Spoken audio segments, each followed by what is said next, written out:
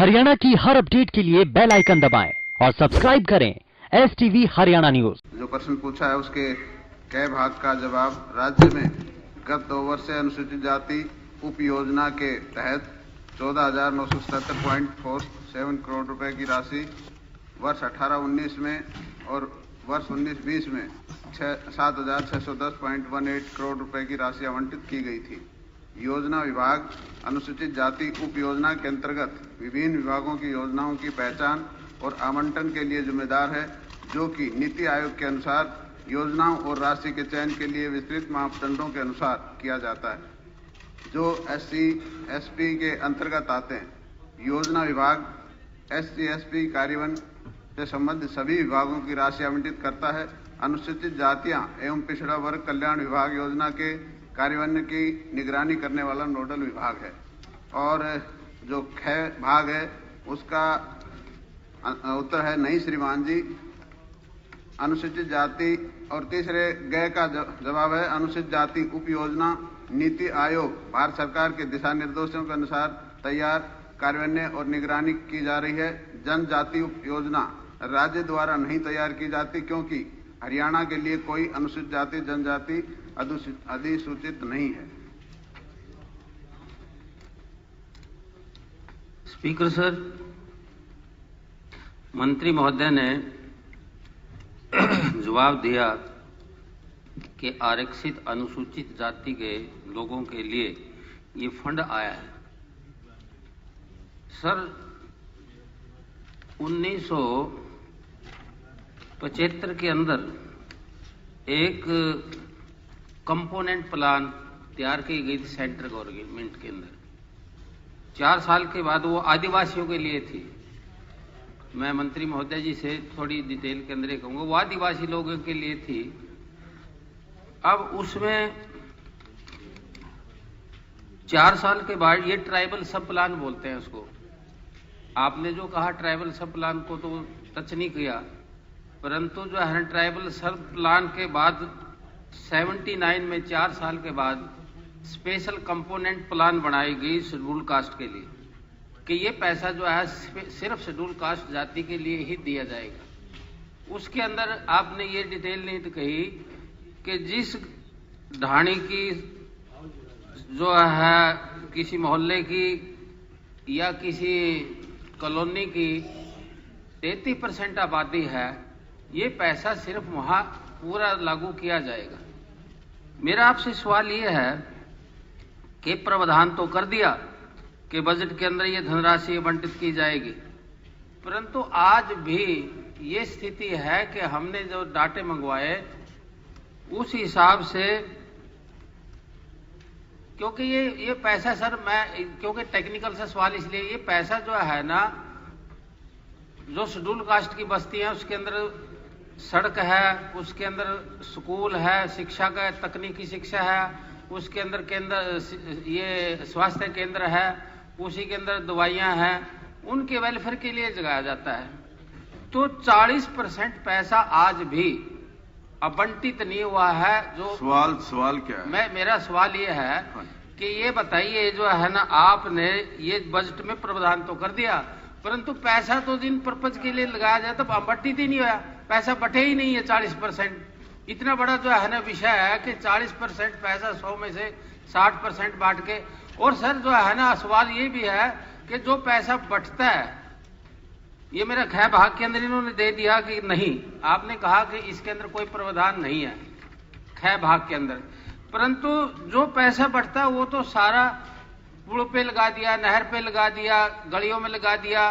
और लोग ये क्या कहते हैं अफसर लोग कि इसमें भी शेड्यूल कास्ट निकलते हैं, पुल पे भी, नहर का पानी भी शेड्यूल कास्ट पीते हैं। उनका पैसा जो स्पेशल कंपोनेंट प्लान के लिए तय किया गया था, वो पैसा बड़े अच्छे तरीके से दूसरी जगह लगाया जाता है।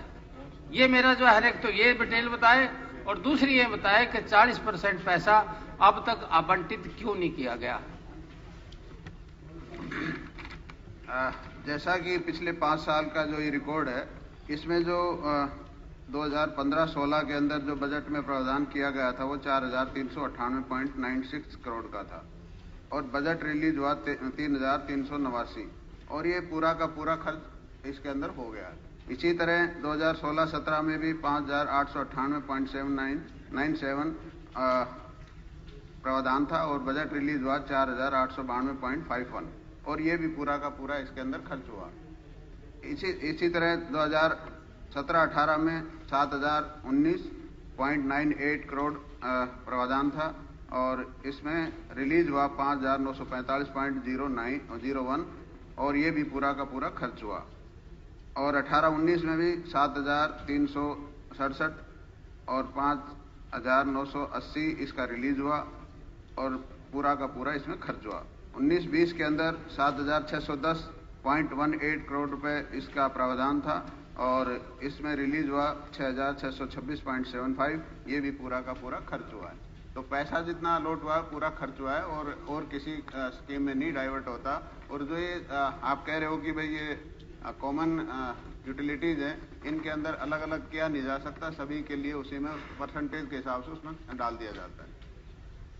सर इनके पास तो जो पैसा है वो तो लगाना ही है, ये तो महकमा है, जो पैसा है वो लगाना, जो बचा नहीं पैसा, जो पर्पज था, जो अलॉट नहीं होया नहीं, ये तो बता रहे हैं कि पूरे का पूरा खर्च हो गया है, तो हर साल का बता रहे हैं सर। नहीं, यही तो सवाल है, ये तो फाइनेंस मिनिस्टर ही बता सकता है कि ये 40% पैसा जो शेड्यूल कास्ट के लिए आया था वो बटे क्यों नहीं। ये तो जो पैसे इनके पास जाएगा वही लगाएंगे, बाकी पैसा जो है ना जो बटा नहीं, जो रह गया वही तो क्वेश्चन है सारा। मंत्री जी का ये कहना है कि जितना बजट के अंदर प्रावधान किया गया था वो सारे का सारा नहीं खर्च सर, हो गया। नहीं, ये आप इस बात को जो है प्रावधान जो किया गया तो वही नहीं लगा, वो तो जो अलॉट हुआ वो लगाया इन्होंने। जो प्रावधान था वो तो बच रहा, वो 40% बचे अभी भी। इस साल का पैसा खर्च नहीं हुआ, तो आंकड़े बता रहे हैं। फाइनेंस मिनिस्टर जो है मुख्यमंत्री जी बता सकते हैं कि बात पैसा 40% क्यों बचा अब तक। चलिए अगली बार सदन पटल के ऊपर ये कहें कि जो 40% जो ये कह रहे हैं जो नहीं लगा, जो बटा नहीं है, कि वो लग गया है, ताकि हमें मालूम चले, अगली बार हम देखें फिर उस कार्रवाई को। जो बात माननीय सदस्य ने उठाई है उसका प्रश्न का जवाब तो पूरा दिए। नहीं, जो माननीय सदस्य जो कह रहे हैं कि जो 40% कम पैसा रिलीज हुआ उसके बारे में भी अगली बार से उसका ध्यान रखा जाएगा। पूरा रिलीज तो हुआ वो तो आप लगाएंगे, चलिए वो रिलीज हुआ क्यों नहीं, यही तो सवाल है। तो आगे जो बचा हुआ 40% वो आगे उसमें ईश्वर जी डालेंगे, यही कह रहे हैं और क्या करें। आगे के लिए उन्होंने बता दिया, कह दिया कि आगे के लिए ज्ञान आपने एक इशू रेज किया है, रिलीज ही नहीं हुआ वो पैसा जो है ना, वो तो आपने एक इशू रखा है, उसके लिए आगे से उन्होंने अश्योर किया कि आगे जो आपने कहा वो ये कौन होते हैं अश्योर करने वाले। पैसा आएगा तो फाइनेंस डिपार्टमेंट ये मंत्री हैं इस डिपार्टमेंट के, ये करेंगे और कौन करेगा। सर ये तो लगा सकते हैं, सवाल भी आप इन्हीं से पूछते हैं, फिर ये कहते हैं ये कौन होते हैं। नहीं, फिर पैसा जो है ना मेरा, चलिए ये ना सर एक सेकंड सर। श्री जगदीश नायर जी। अध्यक्ष महोदय, मैं छोटा सा इंटरव्यू कर रहा हूं बीच में। चलिए ईश्वर सिंह जी, ये जो विषय है, ये जो पैसा अलॉट हुआ उसमें कितना खर्च हुआ कितना नहीं हुआ वो मंत्री जी ने जवाब दे दिया है। अब विषय है आपका कि अलॉट क्यों नहीं हुआ। ये जो विषय है ये बजट से जुड़ा हुआ विषय है और बजट जो कि पिछले साल एलोकेट कर दिया था, ये वास्तव में पिछले साल का उस समय का विषय था कि ये क्यों एलोकेट नहीं किया, या अब ये अगली जब बजट की चर्चा होगी ये विषय उस समय का है, उस समय उठाएंगे, जवाब दूंगा। श्री जगदीश नायर जी। Sir 912। Yes, sir. The proposal of renovation of primary health center of Hasanpur is under process. Sir ये तो बताया जाए कब तक लागू हो जाएगी। एक मिनट रुक जाओ भाई, उनका सवाल है। सर मैं ये जानना चाहता हूँ ये कब तक इसका प्रोसेस पूरा हो जाएगा। बहुत दिन से ये अस्पताल खंडर हुआ पड़ा है और वहाँ एक अलग थलग शहर है जहाँ लोगों को बहुत असुविधा होती है और वहाँ पहले बहुत स्टाफ बैठा करता था। आज की डेट में वहाँ एक डॉक्टर की ड्यूटी भी वहाँ पे नहीं है। इसलिए मैं मंत्री जी से अनुरोध करना चाहूँगा कि वहाँ स्टाफ की व्यवस्था की जाए और इस भवन को तोड़ के दूसरा नया भवन बनाने का वहाँ काम करें। स्पीकर सर, इसकी ड्राइंग्स अप्रूव कर ली गई हैं। पीडब्ल्यूडी डिपार्टमेंट को एस्टीमेट बनाने के लिए भेजा गया है। यूजली 1-2 महीना लगता है इस प्रोसेस में और उसके बाद हम जल्दी ही ये हसनपुर का पीएससी का काम शुरू करा देंगे। हाँ जी। पूछना चाहूंगा कि पिछले बजट सेशन में पीपली में एक ट्रामा सेंटर बनाने का मैंने मुद्दा उठाया था और मंत्री जी ने आश्वासन दिया था कि अगर मेरी ड्यूटी लगाई थी कहीं पर भी जमीन दुआ देंगे तो वहां पर ट्रामा सेंटर बनाया जाएगा। और मैंने कई महीने पहले वो पंचायत का रेजुलेशन जमीन फ्री दिवाने का मंत्री जी को सौंप दिया है, उस पर क्या कार्रवाई हुई? स्पीकर सर, जो मैंने कल भी बताया था कि जो हम एश्योरेंस दे देते हैं वो एश्योरेंस कमेटी में चला जाता है, डिपार्टमेंट का काम होता है उन पर कार्रवाई करना। अब ये अलग से क्वेश्चन लगाएंगे तो मैं इनको डिटेल भी बता दूंगा। चलिए, शमशेर सिंह गोगी जी।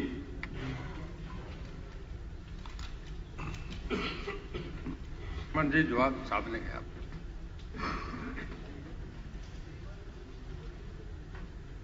ये पावर हाउस का काम जो है वो शुरू हो चुका है, लेकिन मेरे को लगता नहीं, जैसे लिखा है ना भी मई तक ये पूरा हो जाएगा, अभी आधा काम भी नहीं हुआ है। और ये मार्च में शुरू नहीं हुआ है। मंत्री जी, आपको इन्होंने गुमराह किया। आप अपने स्टाफ से पूछना भाई ये कब शुरू हुआ है। अगर ये पिछले मार्च से शुरू हुआ तो फिर मेरे को पूछने की जरूरत नहीं थी। ये अभी शुरू हुआ है और कुछ काम इन्होंने बिल्डिंग का किया, बाकी सारा काम अधूरा है। पूरे शहर को यहां से बिजली सप्लाई होनी है। और इसके साथ ही मेरा एक और आपसे रिक्वेस्ट है कि जो आजकल लोड बढ़ाने का काम बिजली विभाग कर रहा है, उसके अंदर मेरा सप्लीमेंट्री है सर।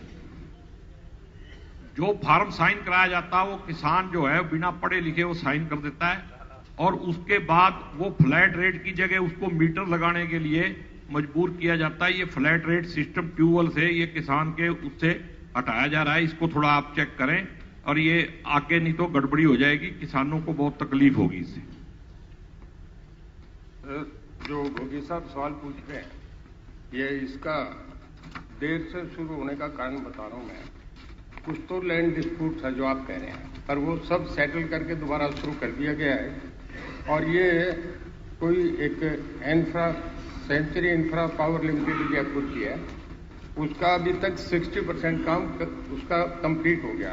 ये वर्क जो था ये 20/3/2020 को लॉन्च हुआ और उसके बाद कोरोना करके ये 6 महीने उसे ओवर टाइम दिया गया 69 डेज का। और मान लिया भाई काम शुरू लेट हुआ है वो तो ठीक है, लेकिन इसको जल्दी पूरा करवाया जाए। ये मई तक आपने कहा है, मई तक इसको आप पूरा करवा दो तो ठीक है। और दूसरी मेरी रिक्वेस्ट है उस पर आप ध्यान देना, ये जो फ्लैट रेट वाला है बहुत सीरियस मामला है, इसके ऊपर ध्यान देना चाहिए। ठीक है, श्री इंदुराज नरवाल जी। 801 जवाब सदन के पटल परेशान। सप्लीमेंट्री। माननीय उप मुख्यमंत्री जी से मैं पूछना चाहता हूं कि हल्का बड़ौदा के मेरे हल्के में कई बड़े गांव और उन बड़े गांव में जो गंदे पानी की निकासी उसके लिए आपने क्या कोई बजट रखा है, कोई उसमें बताएं। अध्यक्ष महोदय, पहले तो मैं बधाई देता हूं इंदुराज जी को। सदन के अंदर नए सबसे सदस्य हैं और पहली बार ये सवाल उनका लगा है। इनके हलके के अंदर बुटाना, गंगाना, शामड़ी, मुंडाना, चिडाना के अंदर 2 करोड़ 80 लाख के गंदे पानी की निकासी के already project river Yamuna action plan और स्वच्छ भारत मिशन ग्रामीण फेज 1 के तहत चल रहे हैं, जो कि 2 करोड़ 80 लाख रुपए के हैं। भावड़ में रिधाना में 1 करोड़ 85 लाख रुपए के river Yamuna action plan NGT द्वारा ऑलरेडी चल रहे हैं। जो 5 गांव इनने कथूरा, बरोदा, गढ़वाल, भावड़ और रिढाना के अंदर एडिशनल कार्यों की बात करी है। 3 करोड़ 80 लाख रुपए के एस्टीमेट बन गए हैं और जल्द उनके भी कार्य शुरू किए जाएंगे। माननीय मुख्यमंत्री से पूछना चाहूंगा कि ये काम कब तक शुरू हो पाएंगे? क्योंकि पंचायत के कार्यों के ऊपर एक बार प्रतिबंध लगा था जो कि कल लिफ्ट हुआ है। हम जल्द इनके इलेक्ट्रॉनिक टेंडर भी कराएंगे और उन कार्यों को एक्सपीडिशियसली लेकर के और बड़ौदे से तो हमारा भी पुराना लगाव रहा है, तो आप बेफिक्र रहिए, एक्स्ट्रा डेवलपमेंट कराएंगे। धन्यवाद। श्री राव दान सिंह जी और श्री डॉक्टर अभय सिंह यादव जी का ये ब्रैकेटेड क्वेश्चन है 863 the floor of the house. Sir, मैं आपके माध्यम से माननीय उप मुख्यमंत्री जी से पूछना चाहूंगा कि पिछली बार भी ये प्रश्न उठाया गया था और माननीय मुख्यमंत्री जी और उप मुख्यमंत्री जी दोनों की उपस्थिति के अंदर इसी सदन के अंदर एक आश्वासन दिया गया था कि इस रोड को नेशनल हाईवे ऑफ इंडिया ने लिया था, अगर वो कंप्लीट करेंगे रखेंगे तो हम उनके द्वारा बनवाएंगे, और अगर वो नहीं होगा तो स्टेट लेकर के इसको 4 लेन हम बनाएंगे। इस क्षेत्र के अंदर आज आप कह रहे हैं कि आप एक D152 ग्रीन फील्ड रोड बना रहे हैं, जो NHAI ने कहा कि हम अब दूसरा पैरेलल रोड नहीं बना सकते, उसका फासला इससे 8 किलोमीटर की दूरी पे है। तो सर, मेरा ये निवेदन है कि आप महेंद्रगढ़ के रोड को भी बाईपास कर दो, महेंद्रगढ़ में रेल आ रही है झज्जर से नारनौल, उसको भी बाईपास कर दो, महेंद्रगढ़ के नेशनल हाईवे को भी डिनोटिफाई करके स्टेट हाईवे बना दो, महेंद्रगढ़ में IMT थी उसको भी हटा करके आई बना दो। ऐसा कौन सा गुनाह किया है महेंद्रगढ़ के लोगों ने? और फिर दूसरी बात एक और है, श्रीमती नैना चौटाला जी का क्षेत्र भी इससे जुड़ा हुआ है, वहां कह रहे हैं कि हमने 7 मीटर से 10 मीटर चौड़ा करने का 1/3/2021 को प्रस्ताव पारित कर दिया। तो एक तरफ से तो आप कह रहे हैं कि इसको 4 लेन बनाने के लिए प्रस्तावित है, दूसरी तरफ से आप कह रहे हैं कि हम 7 मीटर से 10 मीटर इसको बनाने जा रहे हैं। सर, वहां की परिस्थितियां देखेंगे आप, कितने लोग मर चुके हैं, रिकॉर्ड उठा के देख लें, कितना नेशनल लॉस, गाड़ियां टूटने का, डीजल जलने का, समय खराब होने का हो चुका है। बहुत से लोगों को तो टीबी हो चुकी होगी, इतनी धूल वहां से उठती है, इतना हैवी ट्रैफिक उस रोड के ऊपर है, और सरकार इसको बड़ी संजीदगी से ले रही है। मेरा निवेदन है कि इसको बड़े संजीदा तरीके से ले, काम करने के लिए, और इसको टालने के लिए ना ले। यही मेरा रिक्वेस्ट है आपसे। अध्यक्ष महोदय, माननीय सदस्य ने जो बात कही, इनके संज्ञान में शायद मेरे से ज्यादा है कि NH जो हमारे 148B और 709E जब से आपके क्षेत्र में बढ़ने लगा है, उसके बाद क्योंकि ये पहले नेशनल हाईवे था, इसको हमारी सरकार ने लिखित तौर पर केंद्र को दिया कि इसको डी-नोटिफाई किया जाए, और पिछले साल के 6ठे महीने में D-notify national highway authority of India ने इस पैच को किया है। अब तक हैंडिंग ओवर हुई नहीं है, उसके बावजूद भी पूरे इस पैच के ऊपर स्पेशल पैकेज के तौर पे पैचवर्क का कार्य ऑलरेडी शुरू किया गया है, जो अगले महीने के अंत तक कंप्लीट हो जाएगी। उसके साथ जहां बात दादरी से महेंद्रगढ़ तक की है, उसके लिए हमारी सरकार ने 17 करोड़ और 70 लाख रुपया सैंक्शन किया है कि उसको फॉर द टाइमिंग, जब तक स्टेट फंड से इसको 4 लेन ना किया जाए, जब तक 7 मीटर से 10 मीटर तक वाइड किया जाए। आपकी जो सोच है, बिल्कुल सरकार उसके प्रति कायम है, और ये मैं आपको आश्वासन on the floor of the house देता हूं कि जैसे ही हैंडिंग ओवर होगी, स्टेट फंड से इस पूरे पैच को हम 4 लेन करने का काम करेंगे। आपका है फ्लोर ऑफ द हाउस में। डॉक्टर अभय सिंह यादव जी। महोदय, अभी माननीय उप मुख्यमंत्री महोदय ने बताया, और राव दान सिंह जी की सड़क के साथ साथ और भी कई इनकी अपने दर्द बाहर आए, लेकिन सड़क की जहां तक बात है, सड़क की अध्यक्ष महोदय, वास्तव में सड़क की हालत बहुत खराब है, और महेंद्रगढ़ शहर का जो हिस्सा है उसमें तो रेत इतनी उड़ती है, वो जो दुकान वाले दोनों तरफ दुकानें हैं वो सारे दिन बैठते हैं, उनकी हिम्मत है। तो मेरा निवेदन ही है आदरणीय उप मुख्यमंत्री महोदय से, ये टुकड़ों में ना बनाएं। अगर आप सिर्फ भिवानी जिले का महेंद्रगढ़ बॉर्डर तक का 10 मीटर का चला कर रहे हैं, मैं समझता हूं नंबर 1 तो 10 मीटर पे पैसे खर्च करने के बजाय इसको डायरेक्टली 4 लेनिंग करवाएं। पैच वर्क उनका हो रहा है, पैच वर्क से करके काम चलाओ तो 2-4 महीने चलने लायक तो हो जाएगा पैच वर्क से, उसके बाद में इसका 4 लेनिंग का काम ही शुरू करवाएं।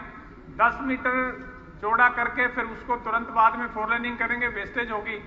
तो मेरा निवेदन है कि डायरेक्टली इसका 4 लेनिंग का प्रपोजल बनाएं, और सारे को बनाएं, पार्ट्स में ना बनाएं, बड़ा गलत मैसेज जाएगा। एक जिले की बाउंड्री तक बना दिया, दूसरा जिले की रहेगी, तो ये अच्छा संदेश नहीं जाएगा। तो इसको सारे को इकट्ठा, सारे रोड का जो रह रहा है पार्ट, उसको इकट्ठा 4 लेनिंग का प्रपोजल यथाशीघ्र बनाए, मेरा ऐसा निवेदन है माननीय उप मुख्यमंत्री महोदय से। अध्यक्ष महोदय, माननीय अभय सिंह जी ने जो बात रखी है बिल्कुल सही है कि पैच में ना किया, जो दादरी से महेंद्रगढ़ के बीच का कार्य चल रहा है, उसके अंदर इसलिए सरकार को इमीडिएटली स्टेप लेने पड़े कि माइनिंग सेक्टर बहुत बड़ी मात्रा में उस सड़क को इस्तेमाल करता है और आज वहाँ पर निरंतर एक्सीडेंटल घटनाएं भी हुई है और पीछे भी शायद आपको याद होगा आप लोगों ने भी सदन में ये बात रखी थी, इसलिए इमीडिएटली ये उठाना पड़ा। पर जैसे ही हैंडिंग ओवर होगी एक पूरे फेज के अंदर इस पूरे प्रोजेक्ट को हम स्टेट फंड से डेवलप करेंगे। श्री देवेंद्र सिंह बबली जी, अच्छा सॉरी आपका ये ऐसा सर, कल देवेंद्र मुख्यमंत्री महोदय ने 4-5 जगह के बाईपास के नाम यहाँ पर बताए कि हम यहाँ पर बाईपास अंडर कंसिडरेशन है, कुछ का 80% काम हो गया, कुछ का 70%, कुछ का 90%। मेरा एक और निवेदन है कि आप इसको जब रोड को 4 लेन बनाएं तो इस महेंद्रगढ़ के बाईपास को भी कंसीडर करें, क्योंकि महेंद्रगढ़ अब शहर बड़ा होता जा रहा है और दोनों तरफ रोड के रेजिडेंशियल हाउसेज हैं। ये बात मद्देनजर अवश्य रखें। लैंड ऑलरेडी एक्वायर्ड है तो आपको सिर्फ टेंडर इनवाइट करना, मैं समझता हूं सरकार को बहुत ज्यादा पैसा उस पर लगाने की जरूरत नहीं है। आप अच्छी तरह समझते हैं, अगर इस काम को आप करना चाहेंगे तो बहुत जल्द कर सकते हैं आप। माननीय सदस्य के सुझाव पर जरूर सरकार विचार करेगी। Shri Devender Singh Babli ji. 1029 answer to both the question is yes sir. Sir, मैं आपके माध्यम से माननीय मंत्री जी से पूछना चाहूंगा कि पिछली बार भी जब विधानसभा सेशन था तो ये क्वेश्चन मैंने लगाया था और मुझे यहीं हाउस के अंदर मंत्री जी ने आश्वस्त किया था कि जो डॉक्टरों की कमी है, इन्होंने, मैं ये नहीं कहता डॉक्टर भेजे थे, लेकिन वो वहाँ डॉक्टरों का जो रिहायशी जो फ्लैट बने हुए हैं, जो उनके फ्लैट हैं, उनकी हालात बड़ी खराब थी। वो भी मैंने रिक्वेस्ट की थी माननीय मंत्री जी से, लेकिन वो टोहाना में आए और उसके बाद खुद ट्रांसफर करा के चले गए। तो मैं आपके माध्यम से माननीय मंत्री जी से रिक्वेस्ट करना चाहूंगा कि एक तो सबसे पहले जो डॉक्टरों की जो फ्लैट हैं, जो उनके रहने की व्यवस्था है, उसको दुरुस्त कराया जाए। ये एक मेन कारण है जिसकी वजह से डॉक्टर वहां टिक नहीं पाते और इस वजह से हमारे टोहाना को जो सरकारी हॉस्पिटल की डॉक्टरों की सुविधा और हॉस्पिटल की सुविधा मिलनी चाहिए वो नहीं मिल पाती। दूसरा, आपने पिछले जो विधानसभा सेशन था मुझे आश्वस्त किया था कि टोहाना के बारे में, हाँ तो टोहाना का हमारे यहाँ एक हॉस्पिटल जो 50 बेड का, उसको 100 बेड करने का सरकार का प्रस्ताव था और मुख्यमंत्री जी की घोषणा थी। उसके बाद माननीय मंत्री जी आपने यहीं खड़े होकर मुझे कहा था कि ये बहुत जल्दी सा काम आरंभ हो जाएगा, लेकिन वो फाइल वहीं की वहीं है, ना वहां काम शुरू हुआ, ना जो डॉक्टरों की कमी थी वो पूरी हुई और इसको टोहाने की जनता इस समस्या से जूझ रही है और ये आज से नहीं जूझ रही है, ये मेरे ख्याल से 2 से 3 दशक हो गए जी इस मामले को। तो मेरी रिक्वेस्ट है माननीय मुख्यमंत्री जी से भी और माननीय मंत्री जी से भी कि एक तो डॉक्टरों की जो कमी है उसको पूरा कराया जाए और एक शीघ्र टाइम बाउंड करके जो नए हॉस्पिटल 100 बेड के बनाने की कार्रवाई इसको शुरू कराया जाए। स्पीकर सर, हमारे पास डॉक्टरों की 4156 सैंक्शन पोस्टें हैं, जिसमें से 1056 जो हैं वो वेकेंट हैं और उसका बहुत बड़ा कारण ये है कि 200 डॉक्टर तो हमें चंडीगढ़ देने पड़ते हैं, वहां पर अपना क्लेम रखने के लिए 60-40 की रेशो रखने के लिए 200 डॉक्टर हमारे वहां चले जाते हैं। 200 डॉक्टर लगभग छुट्टी पर रहते हैं सर, और 200 डॉक्टर जब हम भर्ती करते हैं तो रिजर्व कैटेगरी के शॉर्ट रह जाते हैं सर, वो आते नहीं हैं। अब मैंने जो हम चंडीगढ़ की ऑब्लिगेशन हम बियर कर रहे हैं अपने रेगुलर स्ट्रेंथ से, मैंने एफडी डिपार्टमेंट को कहा है कि वो आप हमारी एक्स्ट्रा पोस्टें सैंक्शन करें, उसको हमारी रेगुलर पोस्टों में मत लें, क्योंकि वो एक पॉलिटिकली हमें वहां पर अपनी स्ट्रेंथ रखनी पड़ती है और वो अगर हम अपनी रेगुलर स्ट्रेंथ में से निकाल के देते हैं तो किसी न किसी अस्पताल में, किसी पीएससी में, किसी सब डिवीजन हॉस्पिटल में कोई ना कोई वहां पर शॉर्टेज होती है। हमारे पास जो 400-500 डॉक्टरों की शॉर्टेज है सर, हम उनको जल्दी ही भरने की कोशिश कर रहे हैं। जहां तक इन्होंने स्पेशलिस्ट डॉक्टर की बात की सर, सर वो वाकई बहुत बड़ी समस्या है। तो हमने निर्णय लिया है कि हम स्पेशलिस्ट डॉक्टर का अलग कैडर क्रिएट करेंगे, क्योंकि अभी तक स्पेशलिस्ट डॉक्टर का अलग कैडर नहीं है। भर्ती एमबीबीएस की ही होती है, उसमें जो स्पेशलिस्ट आ जाते हैं उनको स्पेशलिस्ट बना दिया जाता है। हम चाहते हैं कि स्पेशलिस्ट की भर्ती अलग हो, कितनी हमें आवश्यकता है उतनी ही हम भर्ती करें, और उनका जो वेतनमान है वो भी हम लुक्रेटिव रखना चाहते हैं ताकि वो आए और छोड़ के ना जाएं। स्पीकर सर, इन सब शॉर्टेज के होने के बावजूद हेल्थ डिपार्टमेंट ने काफी प्रोग्रेस की। किसी भी प्रदेश या देश की तरक्की उसके हेल्थ इंडिकेटर से सर अंदाजा लगाया जाता है। थोड़ा शॉर्ट में दें रिप्लाई, जो है उनको एश्योरेंस कर दें, क्योंकि मैं शॉर्ट में थोड़ा सा तो बताना चाहूंगा सर, बाकी क्वेश्चन रह जाते हैं। ज्यादा नहीं बताऊंगा, थोड़ा सा बता दूंगा। सर ये जो एमएमआर है, जब हमारी सरकार आई वो 127 थी सर, जो अब घटकर 91 हो चुकी है, यानी कि 28% की उसमें कमी आई है।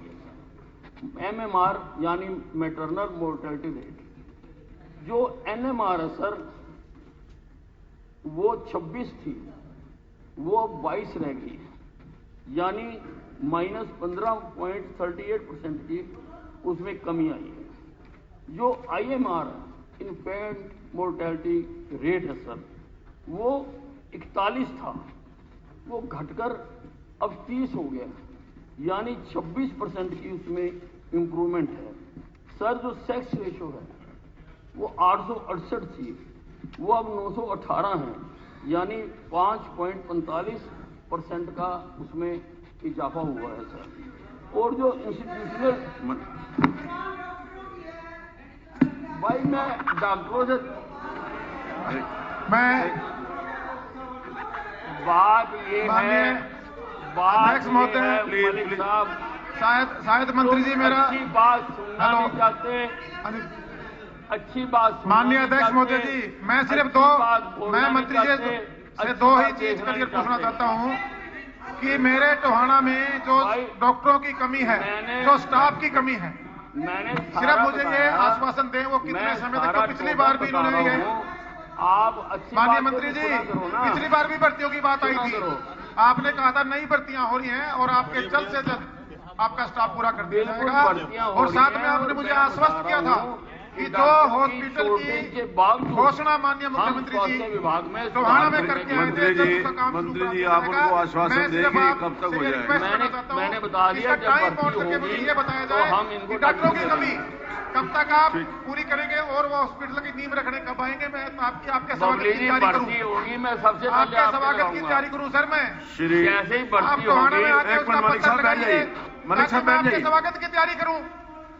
मलिक साहब, राकेश, मुख्यमंत्री जी को लेकर डिप्टी सीएम साहब को राकेश दौलताबाद जी, आपकी सरकार की बीजेपी की घोषणा उसका पूरा कीजिए। ये सारा हेल्थ डिपार्टमेंट यहाँ डिस्कस नहीं होना। टोहाना की जनता तो वहाँ पर्टिकुलर क्वेश्चन डिस्कस गुलाब के फूल लिए खड़ी, आपको आपके ऊपर राकेश वर्षा करने के दौलताबाद लिए हेलीकॉप्टर से वर्षा करवाएंगे। आगे जब आएगा नंबर आएगा तभी करेंगे। राकेश दौलताबाद जी 785। ऐसा है कि पूरा हेल्थ डिपार्टमेंट डिस्कस नहीं होगा यहाँ पे। जो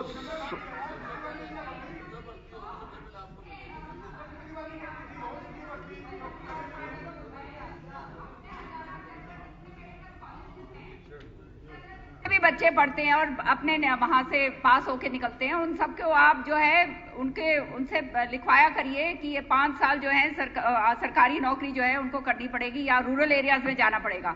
10 लाख जब हमने इतनी फीस बढ़ा दी है, कम से कम हरियाणा को इनका फायदा तो मिले। आप ये काम करिए। राकेश दौलताबाद।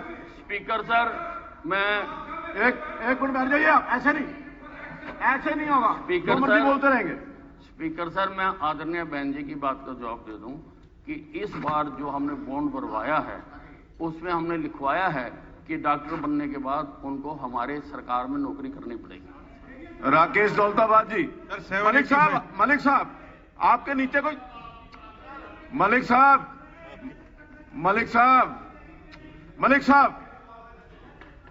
साहब आपके क्या स्प्रिंग लगे हुए हैं नीचे?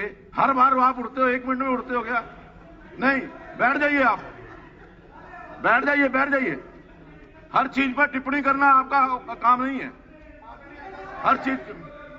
राकेश दौलताबाद जी 785 मंत्री।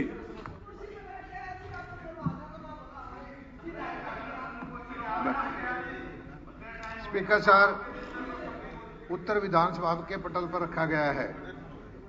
गुड़गांव के अंतिम विकास योजना 2031 के अनुसार सेक्टर 58 से 115 में कुल 299 किलोमीटर लंबाई की 24 मीटर आंतरिक सड़कें प्रस्तावित हैं। उपरोक्त में से कुल 95.5 किलोमीटर की लंबाई की 24 मीटर सड़कें लाइसेंस कॉलोनी के अंदर आती हैं। ये 95.5 किलोमीटर लंबाई की औसत कुल 28.7 किलोमीटर लंबाई की सड़कों का निर्माण हो चुका है और 6 से 68.8 किलोमीटर लाइसेंस कॉलोनी में आने वाली 24 मीटर आंतरिक सड़कें अनिर्मित हैं।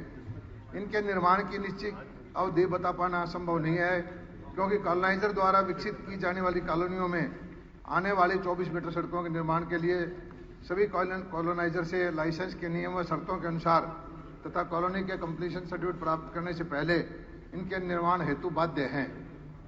परंतु इन लाइसेंस कॉलोनी के बाहर के क्षेत्र 24 मीटर सड़कों का निर्माण संबंधित सरकारी विभाग तथा नगर निगमों द्वारा भूमि अर्जन अधिनियम 2013 के अनुसार भूमि अर्जित करके ही किया जा सकता है। अतः इन क्षेत्रों में अनिर्मित 24 मीटर सड़कों के निर्माण की निश्चित समय अवधि बता पाना कठिन होगा। मंत्री जी बहुत बहुत शुक्रिया, आपने पढ़ा है आपका उत्तर, लेकिन आप तो इसमें कंसर्न थे नहीं। आपने जैसे ये पढ़ा उत्तर, इसी से पता चलता है जिसने भी ये बनाया है वो कितना ज्यादा नॉन सीरियस है इस इशू के लिए। यहाँ पे हम 90 में से 15 से ज्यादा एमएलए जो है हमारे गुड़गांव में रहते हैं। इसमें 95.5 में से 28.7 सिर्फ जो इलाका है वो जो है तैयार किया गया है। 66.8 मतलब कि 70% इलाका जो है उसके लिए ना तो आखिरी की जो आपने खुद ही लाइन पढ़ दी इसमें कि therefore the definite time for construction of the above mentioned complete 24 meter wide road cannot be provided। अब इसके अंदर जो स्टेक होल्डर हैं वो जो है GMDA और म्युनिसिपल कॉर्पोरेशन जो गुड़गांव डिपार्टमेंट है, तो वो स्टेक होल्डर्स जो है, क्योंकि एक्विजिशन अभी सीरियस नहीं है गवर्नमेंट उसके लिए, तो अभी एक्विजिशन के लिए तो हम समझो कि ये उत्तर जो है बिल्कुल ही रिलेवेंट नहीं है। मेरा मानना ये है कि जब एक्सटर्नल आपने इसके उत्तर, ये पता नहीं बनाया किसने है, किसी ने दिमाग भी नहीं लगाया इसमें। ईडीसी का मतलब क्या है? अगर हम इंटरनल की बात कर रहे हैं जिसका फिर ईडीसी लेते किस लिए? एक्सटर्नल डेवलपमेंट चार्जेस जो है वो उसके लिए हम इसके अंदर कह रहे हैं कि वो इससे कंसर्न नहीं है। ये इसका तो मैं क्या ही जवाब दूं, इसके उत्तर से मैं समझू क्या इस बारे में। देखिए साहब, मैं मुख्यमंत्री जी का इस बारे में तो धन्यवाद करूंगा कि जो हमारा जो 5 फरवरी 2020 का जो था उसके अंदर बिल्डर्स ने जो ये नाक में दम कर रखा है लोगों को, इसमें जो सेक्शन 19 को जो उसको पावर को जो इंक्रीज किया है जो ये अर्बन एरिया एक्ट के अंदर, उसके अंदर भी सिर्फ 16 केस आए थे जो पिक एंड चूज के अंदर, और 2 केस जो है उसको सोल्व हुए। तीसरा बाई चांस सोल्व हो पाया सारे होम्स का, क्योंकि वो ग्रीवेंस के कमेटी के अंदर आ गया था, वो भी सोल्व नहीं हुआ, पाइपलाइन में है। तो इसमें जो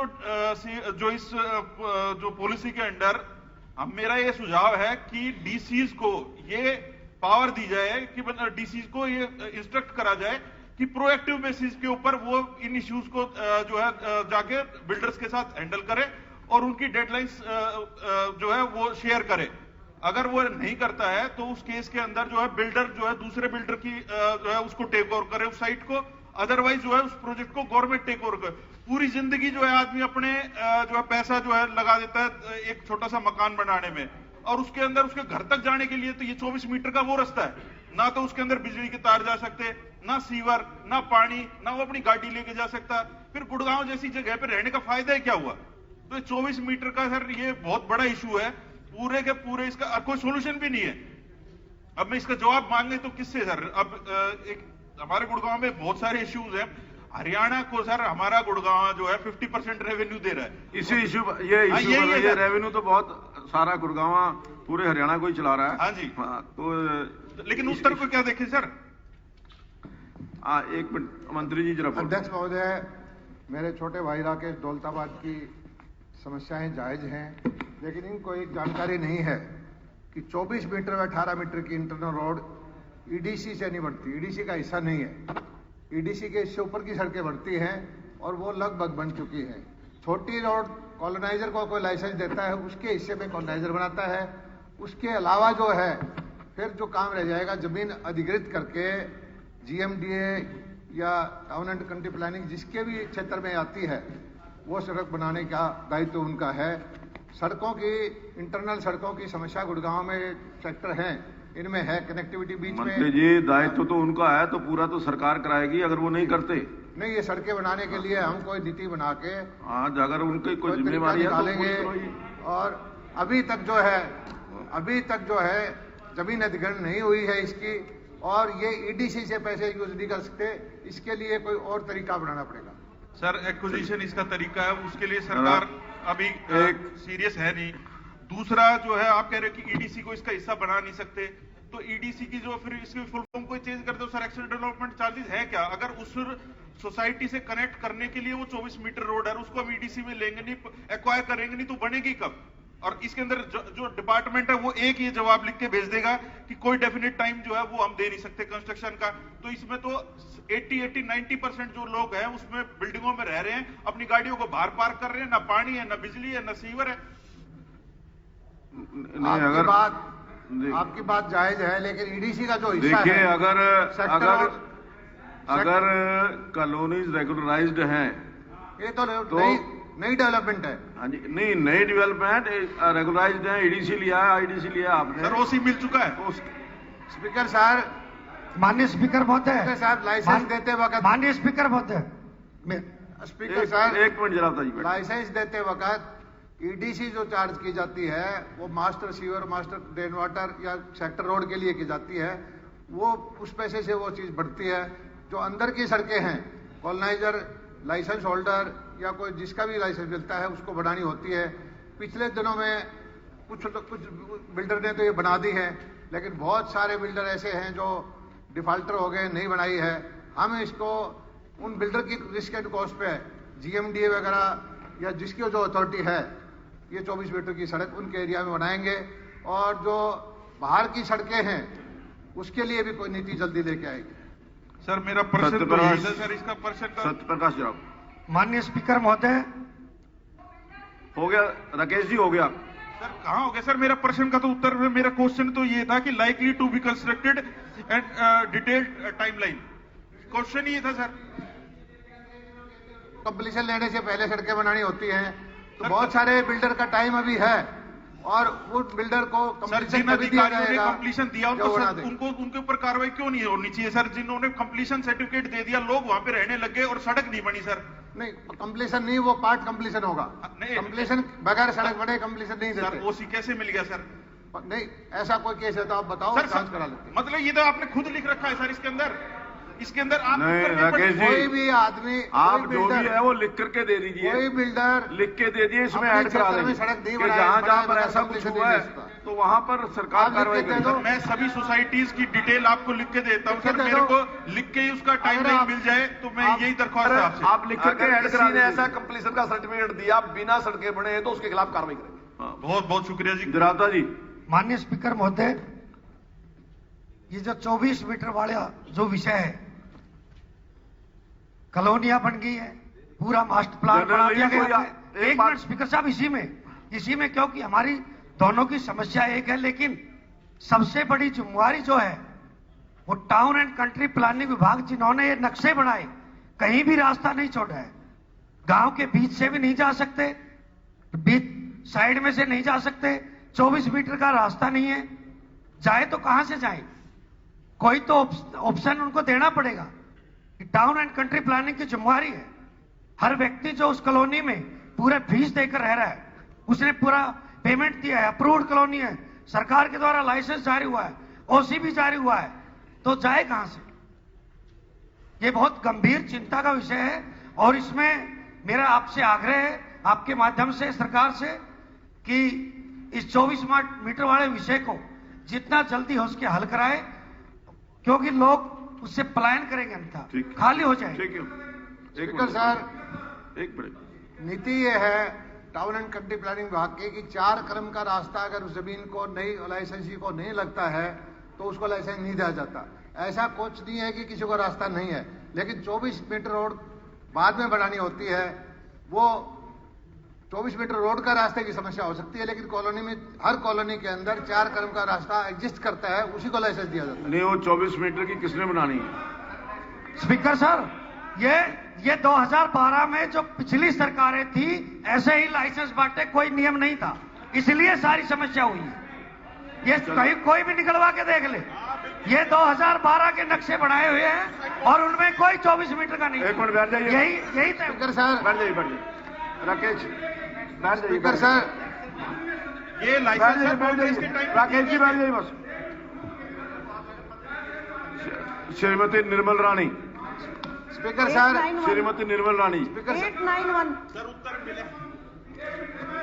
हो गया डॉक्टर साहब, 4 सप्लीमेंट्री हो गए, 4 सप्लीमेंट्री हो गए, इससे ज्यादा नहीं हो, ज्यादा है जी डॉक्टर साहब। नहीं, एक मिनट बैठ जाइए,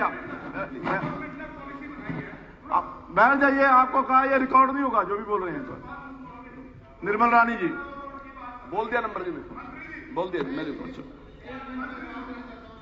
ये पिछली सरकार के वक्त बगैर सड़क बनाए दुनिया भर के लाइसेंस दे दिए, पैसा वहां से डाइवर्ट कर दिया, सड़कें बनी नहीं।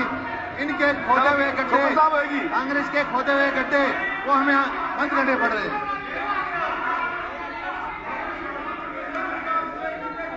बैठ जाइए और मलिक साहब बैठ जाओ। तो आपको तो हर क्वेश्चन के ऊपर बोलना है, अब बैठ जाओ। आप बैठ, बात सुनिए, दोबारा सवाल। शोकर साहब देखिए, नहीं बिल्कुल नहीं, कोई बाद में आप लिख करके दे देना, बाद में लिख करके दे देना। देखिए मेरी बात सुनिए शोकर जी, 4 क्रम का बिल्कुल रिकॉर्ड नहीं होगा। बैठ जाइए, आप लिख करके दे दो।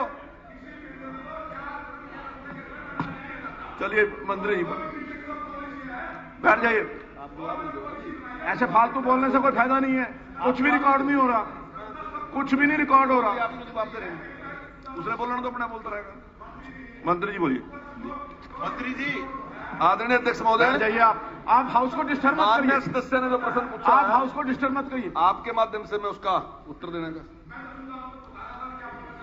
हरियाणा राज्य पोल्यूशन नियंत्रण बोर्ड सोनीपत में 19 स्थानों पर, पानीपत में 21 स्थानों पर, करनाल में 14 स्थानों पर नदियों, ड्रेनों, जल निकायों, भूजल व जल सहित सतह जल की गुणवत्ता की निगरानी कर रही है तथा इन सभी बिंदुओं में एकत्रित नमूनों के परिणाम निर्धारित मानकों में हैं। नमूनों के अलावा राष्ट्रीय जल निगरानी प्रोग्राम के अधीन भी नमूने एकत्रित किए जा रहे हैं। इन जिलों के भूजल की गुणवत्ता रिपोर्ट भारतीय मानकों ब्यूरो द्वारा निर्धारित पेयजल के मानकों पर पूरा करने के रूप में पाई गई है। 3 इकाइयां सोनीपत जिला के राई क्षेत्र में 2 और करनाल के ग्रोंडा में 1 इकाई का पता चला। उन तीनों के खिलाफ कार्रवाई की गई, उनको बंद कर दिया गया। यमुना नदी में प्रत्यक्ष या अप्रत्यक्ष रूप से अनट्रीटेड पानी अगर छोड़ने का किसी ने काम किया तो उन इकाइयों के खिलाफ भी कार्रवाई की, उनको बंद किया गया और उनकी निगरानी भी चल रही है। पिछले 3 वर्ष में 3 जिलों में 2123 उद्योगों का निरीक्षण किया गया, जिनमें से 485 उद्योग ने नियमों का पालन नहीं किया, उनके खिलाफ कार्रवाई की गई और अनुपालन ना करने वाली इकाइयों 38 इकाइयां जो हैं उनके ऊपर जुर्माना किया गया, जो 29 करोड़ 50 लाख रुपए का जुर्माना इन इकाइयों के खिलाफ किया गया।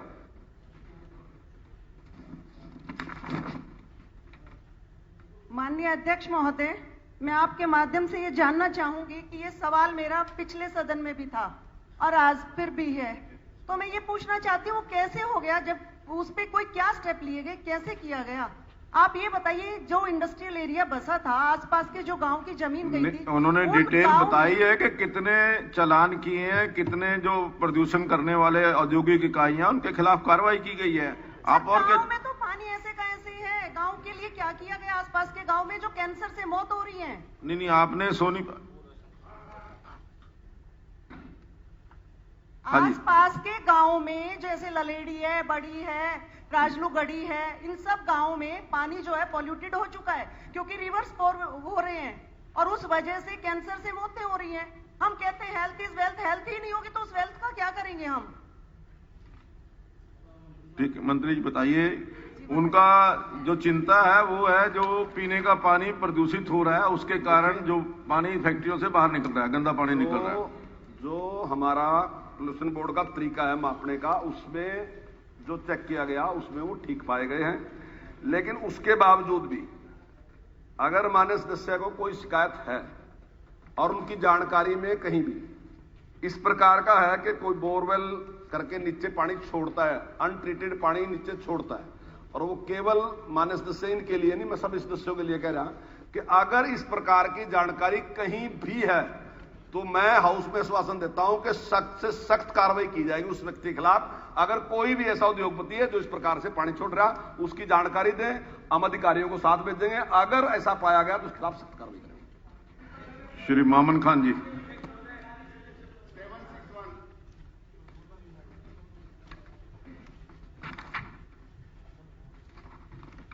माननीय अध्यक्ष महोदय, माननीय सदस्य ने नूम यूनिवर्सिटी के बारे में जो प्रश्न किया, 1 फरवरी 2019 को श्री जाकिर हुसैन विधायक द्वारा पूछे गए इसी सवाल पर सरकार द्वारा आश्वासन दिया गया था, आश्वासन संख्या 60, कि यूनिवर्सिटी की स्थापना पर सरकार द्वारा विचार किया जाएगा।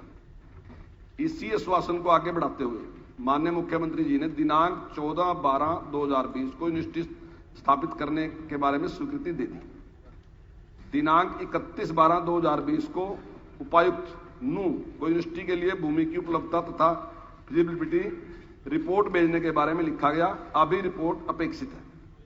दिनांक 9/2/2021 हरियाणा राज्य उच्च शिक्षा परिषद के आदेश पर भी एक कमेटी बनाई गई है जो फिजिबिलिटी जांच करके रिपोर्ट देगी।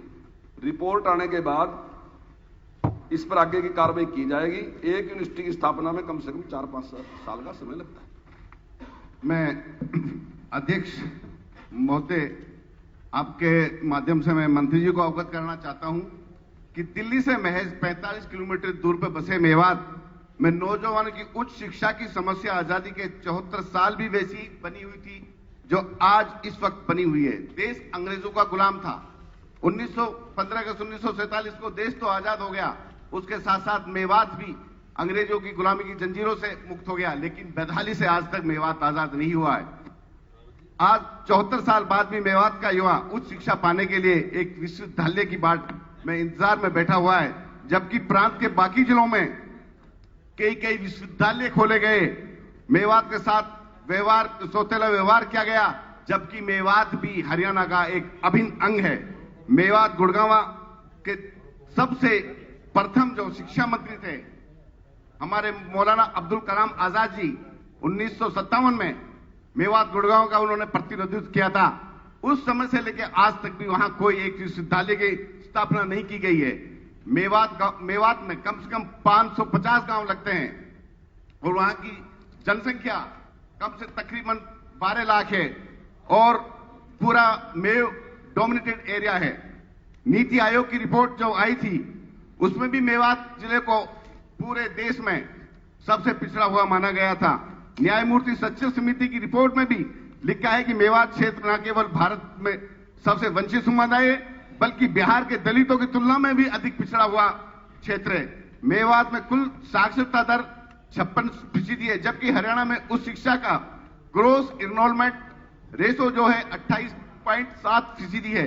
लेकिन मेवात में उच्च शिक्षा का, ध्यान से सुनिए, एक सेकंड सर, मेरे 3 मिनट हो जाना सर, लेक्चर मेरा 3 मिनट चाहिए सर, मुझे बताना है। GER जो मेवात के 7% है, यानी 7 नहीं बोलने दो, कोई क्वेश्चन तो बताए, सप्लीमेंट्री तो बताए। आप कोई ये भाषण करने का क्वेश्चन आ रहा है। 3 मिनट तो होने दो मेरी। आप ही कहोगे कि हमारा टाइम नहीं है, सर मेरे 3 मिनट लगा। कोई नहीं कह रहा सर, बाद में जो बाद वाले क्वेश्चन वाले हैं तो वो बाद में कहेंगे। ऐसा है ये इसका मतलब ये आप चाहते हुए मेवात अनपढ़ है, ये मेवात अनपढ़ है। मेवात की कुर्बानी 1857 में, 1923 में, और आपका ये कहते हैं जी मेवात ने जो कुर्बानियां दी हैं, मैं तो आपने आश्वासन दे दिया। मेरी बात सप्लीमेंट्री पूछो, क्या पूछना है? मैं सप्लीमेंट्री पूछूंगा। मेवात की जो साक्षरता दर है उच्च शिक्षा की मात्र 7% है GER, जबकि यहाँ 12वीं क्लास तक बच्चे पढ़ते हैं, उसके बाद ड्रॉप आउट होते हैं 93%। बताइए कौन से जिले में 93% होते हैं? एक भी बता मुझे खड़ा होकर जो ड्रॉप आउट मेवात के हैं। आपका क्वेश्चन क्या है? क्वेश्चन क्या है? आपका क्वेश्चन क्या है वो तो बता दो। मेरा क्वेश्चन तो यही है कि जो मेवात में 74 साल बाद यूनिवर्सिटी नहीं देगी, वो यूनिवर्सिटी चाहिए मुझे। वो जवाब दिया उन्होंने। नंबर खान जी ने जो माननीय अध्यक्ष महोदय जो प्रश्न पूछा उसका मैंने जवाब दे दिया कि यूनिवर्सिटी खोलने पे पूरी कार्रवाई हमारी चल रही है। और जैसा उन्होंने कहा कि कई जिले ऐसे हैं, 6 जिले अब भी ऐसे हैं जहां यूनिवर्सिटी नहीं है, जिनमें चरखी दादरी, फतेहाबाद, नूंह, पंचकुला, पानीपत और मेरा अपना जिला यमुनानगर भी ऐसा है जहां पे यूनिवर्सिटी नहीं है। दूसरा उन्होंने कहा कि मेवात में शिक्षा, हम मेवात में शिक्षा पे पूरा ध्यान दे रहे, हमारा पूरा प्रयास है कि वहां के सभी बच्चे शिक्षित हों। जो उन्होंने आरोप लगाया कि भाई सबसे बुरी हालत जो है वो मेवात की है शिक्षा में, तो उसके लिए तो हमारे से पूर्व की सरकारें जो वो जिम्मेदार हैं। हम तो लग रहे पूरी ईमानदारी के साथ, निश्चित तौर से आप इसी कार्यकाल में आप देखेंगे कि हमने मेवात में एक बड़ा परिवर्तन कर दिया। हम करके दिखाएंगे बड़ा परिवर्तन। हमारे लिए मेवात सप्लीमेंट्री, हमारे लिए मेवात बेहद महत्वपूर्ण है। हाँ जी सर, मंत्री जी, क्योंकि हमारी सोच है कि जब गीता जी एक साथ प्लीज बैठ जाइए। मंत्री जी आपने मंत्री जी एक मिनट मैडम, बैठ जाइए मैडम एक मिनट। मंत्री जी आपने जवाब में दिया है, लिखा है कि हायर स्टेट एजुकेशन काउंसिल जगह की निरीक्षण कर रही है, यूनिवर्सिटी के लिए कोई जगह तलाश करिए, जमीन हमारे पास काफी है। मैं फर्द लेके आया हूं, ये रही झिमरावट में ये डालो 26 एकड़, अगोन में 300 एकड़, नागल मुबारक पार में 350 एकड़ में पंचायत का रेजुलेशन भी लेकर आइए हमारा। ये आप कागज दे दो उनको, दोनों बातें अनाउंस कीजिए आप। मैंने दोनों बातें कही, जमीन भी और फिजिबिलिटी भी, दोनों चीजें चेक होंगी। दिल्ली अलवर रोड कोई आसान काम नहीं है, छोटा काम नहीं है। मतलब फिजिबिलिटी होनी चाहिए। सरकार जहां 400 करोड़ रुपए खर्चेगी, 500 करोड़ रुपए खर्चेगी, तो वो होना चाहिए। हम तैयार, हमने तो कर दिया ना जी, हमने कार्रवाई रिपोर्ट मैं साथ लेके आया हूँ, ये रही, हमने कार्रवाई शुरू कर दी। आप अनाउंस दे दो, वहां दे दो। मैं तो श्री चिरंजीव राव जी, मंत्री जी हरियाणा में कम से कम वेबसाइट के हिसाब से 61 यूनिवर्सिटियां चल रही हैं। मेवात में ही एक ऐसा एरिया है जो आज 74 साल बाद भी यूनिवर्सिटी के लिए तरस रहा है। हमारे बच्चों को यूनिवर्सिटी चाहिए, हमारे बच्चों का भविष्य आप लोगों के हाथ में। मामन जी, हमारे पंचकुला में भी यूनिवर्सिटी नहीं है। आप कह रहे हो, आप बात कर रहे हो, आप बैठ जाइए। आपके यहाँ ना शिक्षा मंत्री है चिरंजीव राव। गुजारिश करता हूँ कि मेवात में एक यूनिवर्सिटी हमें दी जाए। सब ठीक है, सर अनाउंस कीजिए मंत्री जी। धन्यवाद। चिरंजीव राव बैठ जाइए। ये सारी शिक्षा नीति यहीं डिस्कस होनी क्या? चलिए चिरंजीव राव जी बैठ जाइए। अब कोई नहीं, चिरंजीव जी बोल दिया, चलिए। नहीं श्रीमान जी।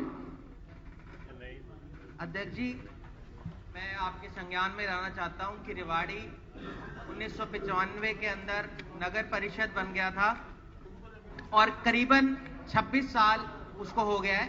और जब 2011 की जनगणना हुई थी तो रेवाड़ी की जो जनगणना थी वो 1.5 लाख थी और आज करीबन 4 लाख है।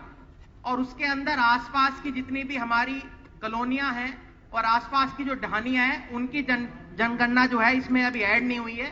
और गांव के अंदर जो ग्रुप हाउसिंग बनी है उनकी भी जनगणना इनके अंदर ऐड नहीं हुई है। अगर वो ऐड हो जाए तो ये करीबन 6-7 लाख हो जाएगी। और रेवाड़ी के करीबन 2 किलोमीटर के डायमीटर के अंदर करीबन 10 गांव हैं, चाहे कालूवास हो, गोकलगढ़ हो, ढालियावास हो, पदियावास हो, कालाका हो, मांडिया हो, रामपुरा हो। अगर ये सब एक साथ लिया जाए तो करीबन 6-7 लाख हो जाएगी। और मैं तो आभार प्रकट करना चाहूंगा मुख्यमंत्री जी का, जिन्होंने अभी पिछले दिनों के अंदर मानेसर को नगर निगम बनाया, जो कि ना नगर पालिका थी ना नगर परिषद थी, उसको सीधा आप लोगों ने नगर निगम बना दिया। और रेवाड़ी जो 1995 के अंदर नगर परिषद थी, उसको अभी तक आपने नगर निगम नहीं बनाया। तो मैं तो अपनी ओर से स्पीकर सर के माध्यम से यह आग्रह करूंगा मुख्यमंत्री जी से और सरकार से कि भी रेवाड़ी को जल्द से जल्द नगर निगम बनाया जाए। अध्यक्ष महोदय, नगर पालिका अधिनियम के तहत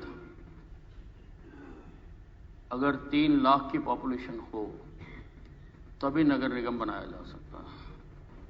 रेवाड़ी की 2011 के सेंसस के मुताबिक 1,43,021 की पॉपुलेशन है और जो 2018 में नगर कौंसिल के चुनाव हुए उसके मुताबिक 1,86,601 की पॉपुलेशन है। सर, जब तक 3 लाख की पॉपुलेशन न हो हम नगर निगम नहीं बना सकते।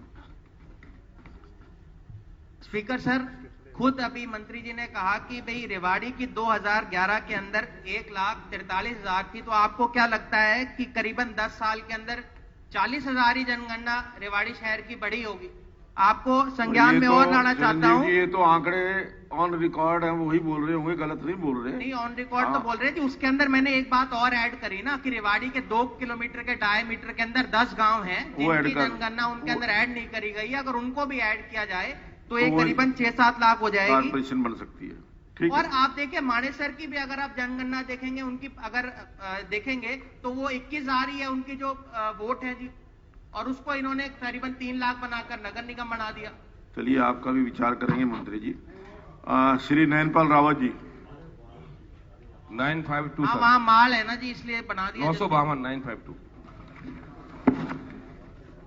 अध्यक्ष महोदय, विधायक नयनपाल रावत ने जो पलवल से अमरपुर, मोहना, छायसा, ये अटेली से बल्लवट, अटेना है अटेली, अटेना वैसे अटेली क्वेश्चन पूछा। अटेली से बल्लवट, बल्लवट से रायपुर, कनेरा, सिकरोना, भनकपुर, सहराला, पृथला से पलवल और बल्लवट से फतेहपुर, जवा, मोहना, बल्लवट, पनेरा, कुट, हीरापुर, नदियाला, मोहना। अध्यक्ष महोदय, विधायक जी ने पूछा है नदियाला, पनेरा और हीरापुर में बस की सेवा पहले चलाई थी, उसकी किलोमीटर स्कीम 11-12 रुपए पर किलोमीटर के औसत के हिसाब से पड़ी थी। और दूसरा इन्होंने पूछा है कि अपना बल्लवट से नदियाले से मोहना, तो ये भी कहे कि जो कम थी हम बसें चला देंगे और 2 महीने के लिए मिनी बसों की शुरुआत करेंगे, तो उसकी आने वाले समय में 3 महीने 2 महीने में हमें 30 रुपए पर किलोमीटर के हिसाब से, जब बसों को जो किलोमीटर के हिसाब से बस चलती हैं उसके हिसाब से बसों के लिए पर किलोमीटर चाहिए। ये हमें जवाब दे, रूट लिख के दे दें, जहां बस चलनी हम चला देंगे। ठीक है जी, धन्यवाद।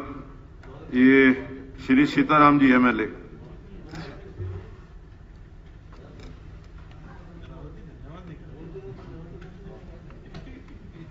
अध्यक्ष महोदय, मैं आपके माध्यम से मुख्यमंत्री जी से और माननीय मुख्यमंत्री जी से निवेदन करना चाहता हूं कि अटेली तहसील को उपमंडल का दर्जा दिया जाए।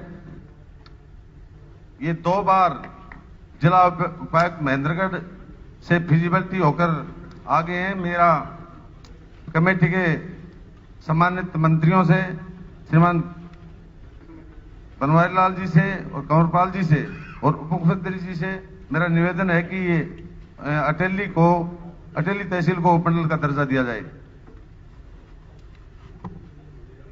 अध्यक्ष महोदय, जहां बात तहसील को सब डिवीजन बनाने की है, कई प्रस्ताव पूरे प्रदेश से रेवेन्यू डिपार्टमेंट के पास आए हैं। इसकी कमेटी प्रदेश सरकार ने बनाई हुई है।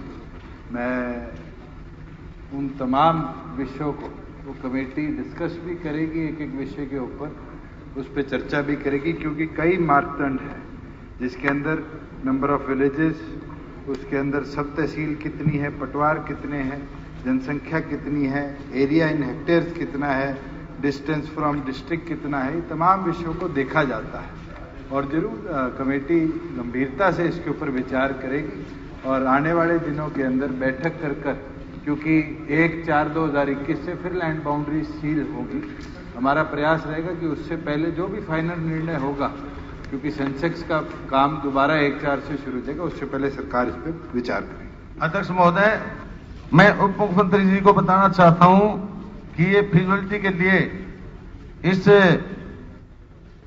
तहसील में 53 गांव और 1,30,000 की आबादी और 25,545 हेक्टेयर भूमि इसमें आती है, जो फिजिबिलिटी के हिसाब से बिल्कुल सभी मापदंड पूरी करते हैं। तो मैं तो उप मुख्यमंत्री से मेरा निवेदन है कि इस उपमंडल को जल्दी घोषित किया जाए। मापदंड पूरे किए जाएंगे तो जरूर सरकार गंभीरता से इस पर विचार करेगी। माननीय सदस्यगण, अब प्रश्नकाल समाप्त होता है।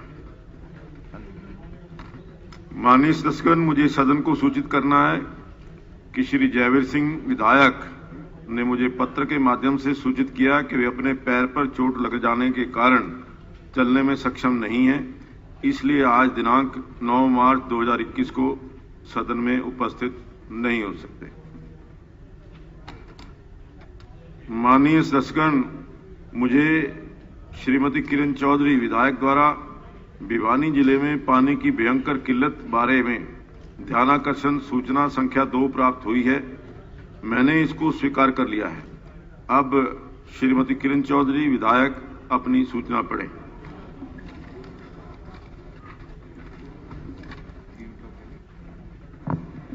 अध्यक्ष जी, धन्यवाद आपका कि आपने ये एक तो ध्यानाकर्षण प्रस्ताव लगने दिया। नहीं, और भी हैं, और भी करेंगे। चलिए, उसका भी धन्यवाद करेंगे अगर लगेंगे तो। अध्यक्ष जी, सारे अखबारों की कटिंग जो है ये मैं लेकर आई और चीख के अखबार ही नहीं, लोगों की आवाज जो अखबार उठाते हैं वो कह रहे हैं, हे सरकार कुछ तो करो इस बार, फसलों को पानी की दरकार, अन्नदाता पर सूखे की मार।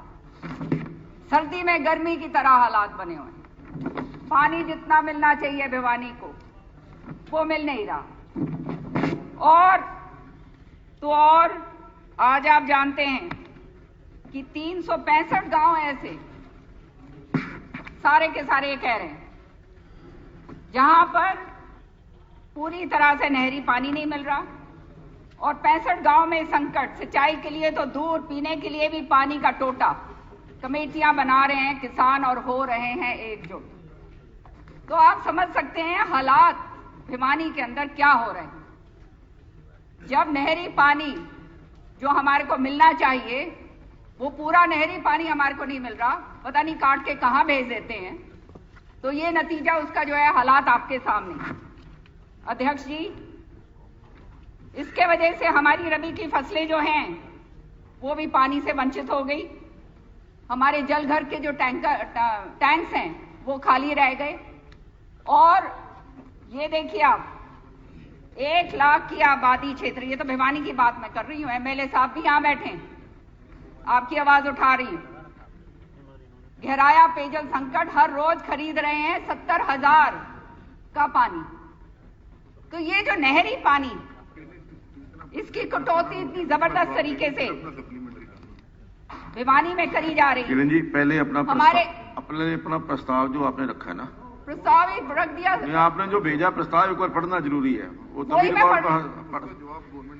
अध्यक्ष जी, यार मैं तो एक्सटेम्पोर बोल रही हूँ, वही बोल रही हूँ। नहीं, प्रस्ताव जो आपने भेजा है उसमें ये नहीं है, आप जरा उसको सारा है। अच्छा, मैं वो पढ़ देती हूँ, उसको पढ़ दीजिए। अच्छा चलो, फिर सरकार जवाब दे देगी, फिर उसके बाद चर्चा कर लेंगे। अध्यक्ष जी, मैं वही पढ़ रही, एक्चुअली मैं एक्सटेम्पोर बोल रही हूँ, वही लिखा हुआ है। अच्छा, मैं पढ़ देती हूँ, पढ़ के चलो जी, वर्ड बाय वर्ड। अध्यक्ष महोदय, मैं आपके माध्यम से भिवानी जिले को काफी समय से पानी का भारी किल्लत का सामना कर पड़ रहा है, इसका ज्ञान देना चाहती हूँ। पानी की कमी से रबी की फसलें सिंचाई से वंचित हो रही हैं। जल घरों के टैंकरों में भी पानी नहीं पहुंच रहा।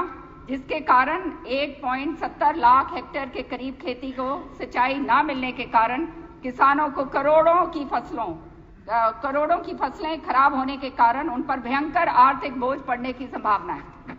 सिंचाई विभाग के आंकड़ों के अनुसार जुई फीडर, सुंदर ब्रांच नहर, गुजरानी माइनर में 2300 क्यूसेक पानी की डिमांड भेज रहे हैं, पर वास्तव में 1150 क्यूसेक पानी ही मिल रहा है, जो कि डिमांड का 50% ही है।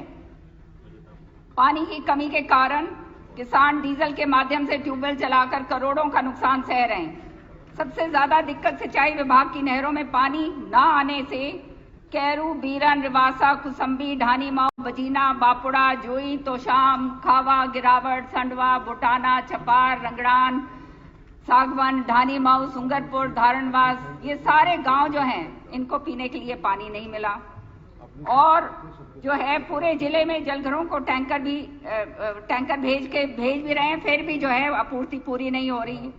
जिस गांव के रहने वाले गरीब आदमियों को पानी पीने का भी जो नहीं मिल रहा, वो काफी कीमत चुका कर लेना पड़ रहा है, और पशुओं के लिए भी पानी पीने के लिए उपलब्ध नहीं हो रहा। अध्यक्ष महोदय, अभी तो ये सर्दी का मौसम है, आगे जब मौसम गर्म होगा तो भयंकर सूखे की स्थिति बन जाएगी, जो अत्यंत विकराल रूप लेगी। इसलिए मैं आपका माध्यम से सरकार से अनुरोध करती हूं कि समय रहते स्थिति का समाधान किया जाए और राज्य में पानी की उपलब्धता को क्षेत्र वाइज आवंटन की स्थिति सदन के पटल पर स्पष्ट की जाए। ये मैं I am emphasising on this, क्षेत्र वाइज आवंटन की स्थिति सदन के पटल पर स्पष्ट की जाए कि किस जिले को कितना पानी समय समय पर उपलब्ध करवाया जाता है, क्योंकि भिवानी और महेंद्रगढ़ जिले में पानी की अत्यंत कमी है और इसको डिमांड के अनुसार 30 या 40% ही पानी उपलब्ध करवाया जाता है। सरकार पूर्ण विवरण देते हुए राज्य के प्रत्येक क्षेत्र को समानता के आधार पर पानी उपलब्ध करवाए। अब ये अध्यक्ष जी, ये तो मैंने बता दिया, मेरे को कुछ बोलने दो। अभी मंत्री जी आपको मंत्री जी जवाब देंगे, उसके बाद फिर चर्चा करेंगे।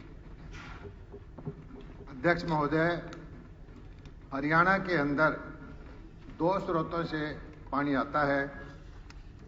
इनका नाम है भाखड़ा जलाशय और दूसरा जमुना की नदी। 2020 के मानसून में भाखड़ा जलाशय अपने अधिकतम क्षमता 1680 फुट है, उसकी बजाय 1659.61 तक ही भर पाया, जो इसकी कुल क्षमता का 83% है। भाखड़ा बांध में पिछले 3 वर्षों में जलाशय का जो स्तर होना चाहिए था 2021 में, उससे 41 फुट नीचे पानी है। सतलुज और रावी ब्यास के पानी के लिए 21/9/2020 को हरियाणा का तन हिस्सा 14,80,300 क्यूसेक दिन था, जिसका उपयोग हमें 20 मई तक करना है, जो कि खाली और जलाशय के खाली होने की अवधि है। 7,860 क्यूसेक के सामान्य हिस्से के मुकाबले औसतन हमें 6,117 क्यूसेक पानी मिला है। हरियाणा ने पश्चिम जमुना नहर प्रणाली के मौजूदा 4 समूहों को चलाकर रबी फसलों की बुआई के लिए अक्टूबर और नवंबर के महीने में औसत हिस्सेदारी से अधिक पानी दिया है। संग्रहित पानी की विकट कमी के कारण हरियाणा ने टेल बीएमएल सिस्टम को मौजूदा 16 दिनों के रोटेशन वाले 2 समूहों से 8 दिन के रोटेशन की अवधि वाले 3 समूहों पर बदल दिया है। इसी प्रकार पश्चिमी यमुना नहर प्रणाली में नवंबर 2020 के अंत से पहले के 4 समूहों के स्थान पर 5 ग्रुप बना दिए हैं। यमुना नदी से आने वाला प्रवाह भी लगभग इस वक्त 1000 क्यूसेक है, जो बहुत ही कम पानी है। सर्दियों में बारिश नहीं हुई। सिंचाई के मुकाबले जल घर, टैंक, ग्राम तालाबों को भरने के लिए हमने प्रेफरेंस दी है। सरकार द्वारा अनुमोदित रोटेशनल प्रोग्राम के अनुसार ही चैनलों में पानी छोड़ा गया है। सिंचाई के अलावा सिंचाई विभाग, जन स्वास्थ्य विभाग, हरियाणा शहरी विकास प्राधिकरण, स्थानीय निकाय विभाग, HSIDC, थर्मल रिफाइनरी उद्योगों को पीने का पानी आपूर्ति करता है। माननीय सर्वोच्च न्यायालय के आदेश के अनुसार दिल्ली को 1050 क्यूसेक पानी नियमित देना पड़ता है। गुड़गांव को पीने के लिए 420 क्यूसेक पानी की नियमित आपूर्ति की जाती है। हरियाणा के लिए सतलुज और रावी ब्यास के पानी का हिस्सा 1 मार्च को 3,37,614 क्यूसिक दिन है, जिसका औसत 4,168 क्यूसिक बनता है। 2019-20 और 20-21 के दौरान पानी की कुल उपलब्धता हमारी 18 लाख क्यूसेक की बजाय 14,40,281 क्यूसेक दिन है। उपरोक्त से स्पष्ट है कि 2020-21 के दौरान यमुना में कुल उपलब्धता घटकर आधी रहेगी। 2019 और 20 और 21 के मूनक के पानी की उपलब्धता हमें 7,05,232 की बजाय 4,97,500 क्यूसेक दिन मिला। उपरोक्त से स्पष्ट है कि वर्ष 2020-21 के दौरान म्यूनिक में कुल उपलब्धता घटकर 30% कम होगी।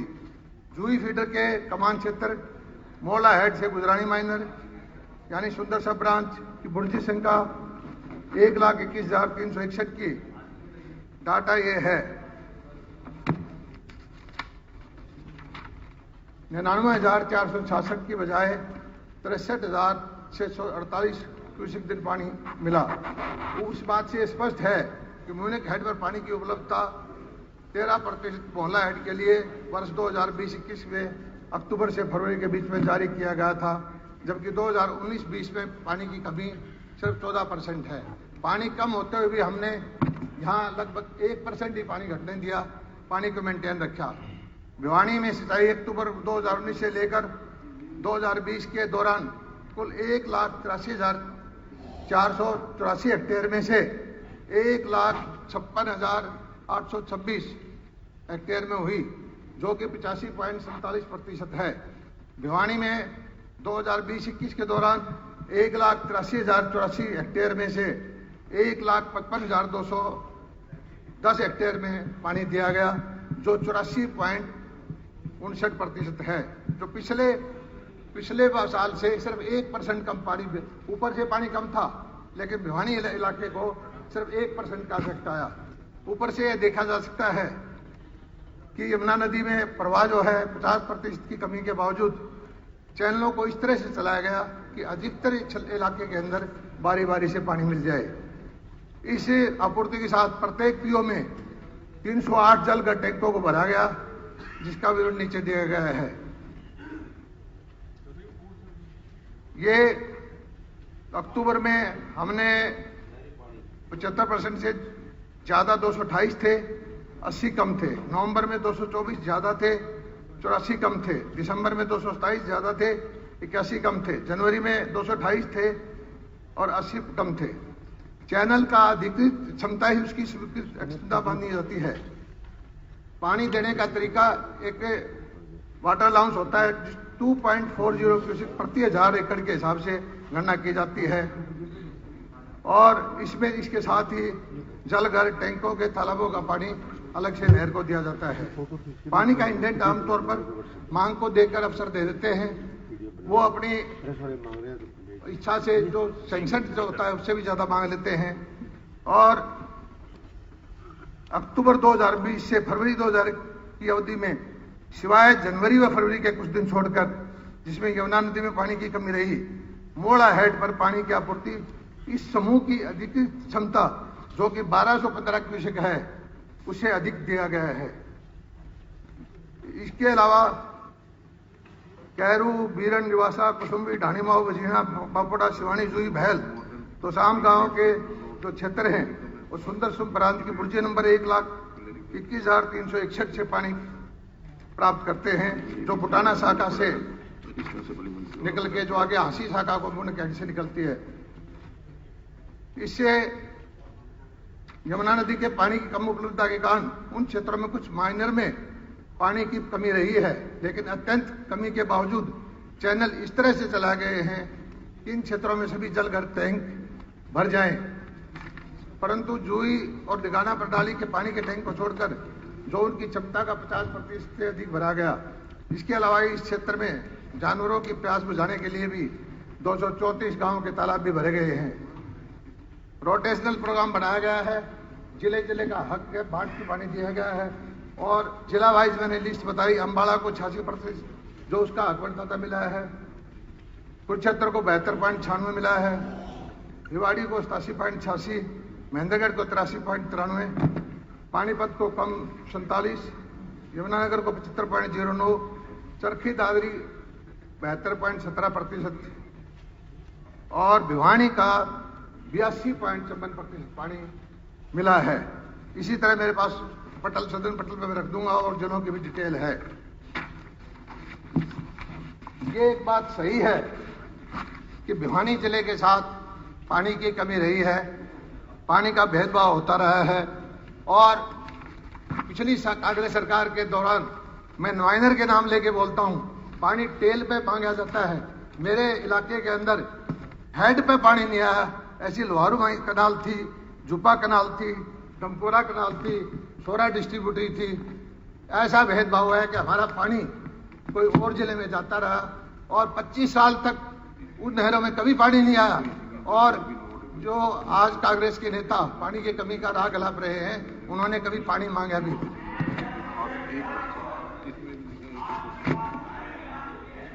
हमारे यहाँ पानी का समान बंटवारा किया है।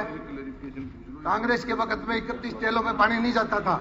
इस वक्त मुख्यमंत्री जी की नीति के अनुसार बराबर जो टेल का इलाका है, दक्षिण हरियाणा का पानी है, उनको दिया गया। 3 टेल को छोड़कर हर टेल पे पानी पहुंचाने की हमने कोशिश की है और आगे पानी की उपलब्धता करने के लिए रेणुका डैम, किसाऊ डैम, इसकी बढ़ाने की हमारी योजना है। और इधर जो है हांसी बुटाना चैनल है, ये बनी हुई है, लेकिन इसमें भी कांग्रेस के वक्त में टेक्निकल गलती की गई। नहर बनाने से पहले बीबीएमबी से परमिशन लेनी होती थी। ये जो भाखड़ा में नहर है, इसमें जब तक और सब स्टेट के प्रतिनिधि सहमत ना हो तो आप इसको हाथ नहीं लगा सकते। इस 400-500 करोड़ रुपए खराब कर दिया। हम हमारा अधिकृत जो पानी है भाखड़ा का वो ले नहीं सकते। ऐसी ही सरकारें पहले रही हैं, लेकिन अब हम इनको पूरा जोर शोर से दक्षिण हरियाणा को पानी देने के लिए कोशिश कर रहे हैं। एक जरूर है कि अखबारों की कटिंग दिखाने से कुछ नेता ऐसे हैं जो सिर्फ अखबारी नेता हैं, अखबारों की कटिंग दिखाते हैं, अखबारों की कटिंग पे न्यूज बनाते हैं, धरातल का उनको ज्ञान नहीं है। भिवानी के क्षेत्र को बाकी इलाके के मुकाबले उसके हिस्से का ज्यादा सारा ठीक रहा। पुरानी सरकार के ऊपर फोड़ना गलत है, क्योंकि आप 6 साल से सरकार में तो आप हैं और मुझे मालूम है कहां से ये सारी चाबी चल रही है। वो अगर मैं यहाँ पे सदन पटन पे बोलूंगी तो हंगामा और हो जाएगा। इसलिए मैं अध्यक्ष जी कहना चाहती हूँ कि ये जो हमारे साथ जाति करी जा रही है, ये जाति हम बर्दाश्त नहीं करेंगे, क्योंकि ये हक जो है हमारा पानी का हमारा हक है। और हमारे को पूरा लिखत के अंदर दें कि भिवानी को कितना पानी मिल रहा है, जितना हमारा इंटेंट है उससे कम कितना आ रहा है, और कहाँ यमुना कैनाल में या दूसरा सुंदर ब्रांच में कितना जितना आता है उसको हमारे को कितना दिया जा रहा है। हर तरीके से हमारे को मैं इनसे ये जो है ये मांगना चाहती हूँ। और दूसरी बात अध्यक्ष जी, एक अहम बात मैं रखना चाहती हूँ। आप जानते हैं दक्षिण हरियाणा के लिए एसवाईएल नहर जो है वो हमारी जीवन रेखा, सारे मानते हैं, कोई इसको नहीं मानेगा तो भाई खड़े होके बोल देना। नहीं, एसवाईएल देखो, एसवाईएल का इशू इसमें मत रखिए। ये तो आपने सिर्फ भिवानी जिले का, सुप्रीम कोर्ट ने हमारे हक में पानी दे दिया। अध्यक्ष जी आपके लिए भी फायदा है इसका। नहीं देखिए, एसवाईएल का इशू बड़ा लंबा इशू है, इसको डिस्कस करेंगे। नहीं बात कर रही मैं उस पर बात नहीं कर रही, मैं नहीं बात कर रही, मैं खाली ये कहना चाहती हूँ, मैं खाली ये कहना चाहती हूँ अध्यक्ष जी कि एसवाईएल नहर को राजनीति की भेंट ना चढ़ाएं, खाली उपवास करके ना दिखाएं। मंत्री जो है आने वाले समय जो है ना गंभीर परिणाम इन्हीं के लिए लेकर आएगा। धन्यवाद। एक मेरे को 2 मिनट का समय। अध्यक्ष महोदय,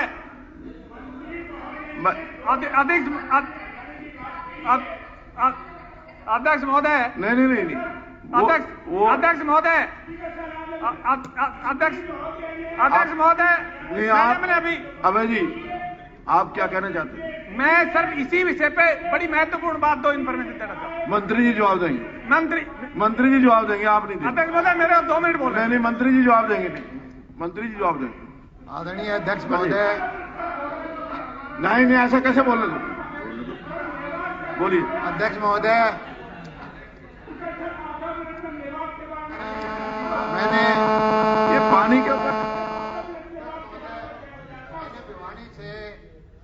कल परसों में वाटर वर्क्स का डाटा मंगवाया है और आज की स्थिति ये है 229 कैनाल बेस्ड वाटर वर्क्स हैं, उनमें से 185 पूरे तरह भरे हुए हैं, 50 से 100% के 38 हैं, 6 ऐसे हैं जिसमें आधे से खाली कम है और इनके सर्टिफिकेट उनके गांव के सरपंच से लिखवा के लेके आए हैं। माननीय बहन जी ने पिछले 1 साल में सिर्फ 2 बार ही दर्शन किए तोशाम हल्के के भिवानी जिले के, और इनको खबर नहीं है। मैं रहता हूं वहां पे, मैं तोशाम लोहारू बारडा मैं शिवानी में रहता हूं। ये जो है ये जो चीज है ना आने की वजह से इनको गलतफहमी हो गई है, क्योंकि ये वहां पर गई नहीं और किसी आदमी ने गलत रिपोर्ट दे दी। टैंक भरे हुए हैं, टैंक भरे हुए हैं और हमारे हिस्से का पानी, हमारे हिस्से का मैं मानता हूं कि हमारे हिस्से का पानी 10 साल तक जब ये मंत्री रही हमारा पानी कोई और ले जाता रहा, तब इन्होंने आवाज नहीं उठाई और वो पानी आज मिलता है। आज किसान खुश है कि भेदभाव की नीति को खत्म किया, समान बंटवारा किया, बराबर का पानी बांटा और वो पानी हमें मिल रहा है। और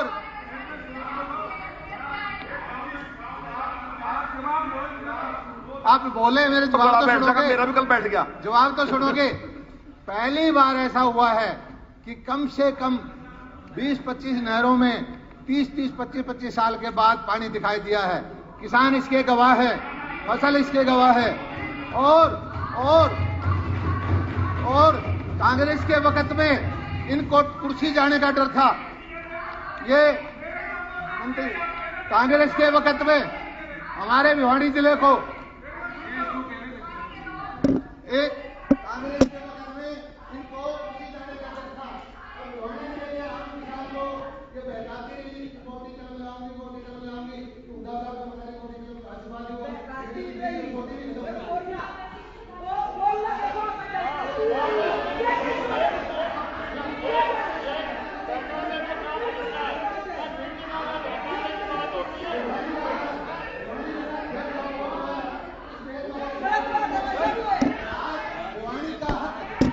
के विधायक जो चुने गए हैं, चाहे जिसमें अपने घनश्याम दास जी है और दूसरे हैं, खूब जोर शोर से आवाज उठाते हैं। भिवानी में हमारा बिजली का हक, हमारा सड़कों का हक है, बिल्कुल मंडी चलाने का हक हम छोड़ते नहीं है। अध्यक्ष महोदय, ये तो मैं पहली दफा देख रहा हूँ कि मंत्री जी की इस तरह जवाब दे रहे हैं। तो नहीं, आप बीच में डिस्टर्ब ना करें, आप रोक नहीं रहे। ये कभी तरीका हमने देखा नहीं। मेरी 9वीं टर्म है, लेकिन इस किस्म से कभी मिनिस्टर को जवाब देते हुए नहीं देखा मैंने। तो मुझे जवाब दो अध्यक्ष महोदय। तो जानकारी तो देंगे, मैंने फैक्ट सारे बताए हैं कि कितना पानी का हमारा हिस्सा है, कितना मिलता है। हमारा भिवानी का हिस्सा, भिवानी के विधायक मिले नहीं है, कमजोर नहीं, भिवानी की लड़ाई लड़ते हैं और पानी की ज्यादा लेने पड़ता। मैं 2 बात पूछ रहा हूँ, 2 बात, 1 मिनट, 2 बात मैं पूछ रहा हूँ। इन्होंने कहा कि पानी की कमी है, ठीक बात है। पानी कहां से आता है?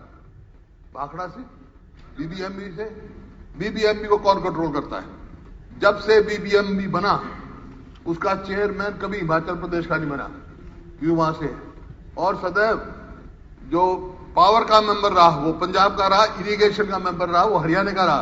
आज कोई है ही नहीं हरियाणा का वहां। कौन आपका देखेगा? है हरियाणा का मेंबर साहब, हरियाणा का मेंबर, हमारा मेंबर। ये इश्यू नहीं है हुड्डा साहब, हम इतने सक्षम हैं, हम अपना हक लेने में सक्षम हैं, हम अपने पानी ले लेते हैं। ऐसे मत बोलो, सक्षम हैं, बगैर मेंबर के भी हमारा पानी हमारी छोड़ते हैं। ये तो कोई तरीका नहीं। ये कह रहे हैं कि कांग्रेस की सरकार में पानी नहीं मिला भिवानी में। मैं इनको चैलेंज करता हूं, जिस गांव में कहें ये मेरे साथ चले और मैं भी चलता हूं। बताएं, लोगों से पूछें, जो पूछेंगे। ऐसा है, मेरी बात सुनिए, मुझे रिप्लाई मैं बताता हूं। उनको बोलने दी। मेरे इलाके के अंदर वारू कैनाल है, मेरे इलाके के अंदर संकोरा कैनाल है, मेरे इलाके के अंदर झुप्पा कैनाल है, मेरे इलाके के अंदर सोरा डिस्ट्रीब्यूटरी है। जब तक कांग्रेस की सरकार एक मिनट मंत्री जी, उसकी टेल की बजाय हेड पे भी पानी नहीं मिला। मंत्री जी 1 मिनट। किरण जी, ऐसा व्यवहार आपका ठीक नहीं है, बिल्कुल बिल्कुल गलत है ये। आप कुछ भी बोले जा रही हैं। नहीं, आप कुछ भी बोले जा रही हैं। नहीं, ये क्या हुआ कि जूते मारते हैं, ये फलाना करते हैं, ढमकाना करते हैं। ये हाउस की ये सदन की भाषा नहीं है। नहीं, अगर ये सदन की भाषा नहीं है। मिनिस्टर है तो भाषा को मर्यादित रखिए। बिल्कुल नहीं होने देंगे। भाषा को मर्यादित रखिए। नहीं, भाषा मेरी बिल्कुल सभ्य है। बिल्कुल गलत है। मेरी भाषा पूरा सभ्य है। आप अपने मंत्री को समझाइए। नहीं, ये जूते मारने का ये जो भाषा नहीं है यहाँ की। Because he's a minister, I'm not going to take nonsense from him. आप अपनी भाषा के ऊपर आप नहीं, आप अपनी भाषा के ऊपर संयम रखिए। मंत्री जी जवाब दीजिए।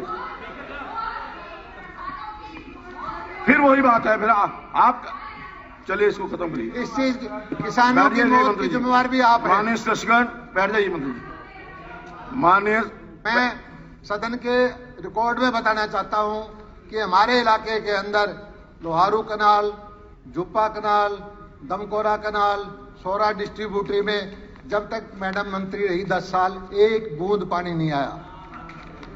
चलिए। क्यों? क्योंकि इनको चिंता कुर्सी की थी, किसान की चिंता कभी नहीं थी। हुड्डा साहब ने एक बार झटका दिया था थोड़ा सा, उसके बाद इन्होंने भिवानी के लिए सब कुछ मांगना बंद कर दिया। बैठ जाइए। माननीय सदस्यगण, अब राज्यपाल महोदय के अभिभाषण पर चर्चा का पुनरारंभ होगा।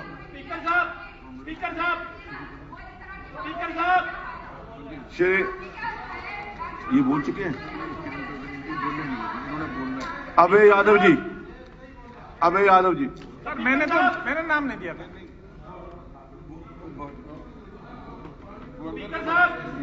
मुझे पानी पे बोलना था, नहीं मैडम का जवाब देना था, वो बोलना था। असीम जी, मैं मंत्री जी से एक बात पूछना चाहता हूँ। पहले 42 दिन में एक हफ्ता 8 दिन की नहर आती थी, अब 3 दिन के लिए आती है। असीम, ऐसे ये रिकॉर्ड नहीं होगा कुछ भी, ये कुछ भी रिकॉर्ड नहीं होगा जो बोले जा रहे हो बिना इजाजत के। असीम गोयल जी। आदरणीय अध्यक्ष महोदय, मंत्री जी प्लीज बैठ जाइए।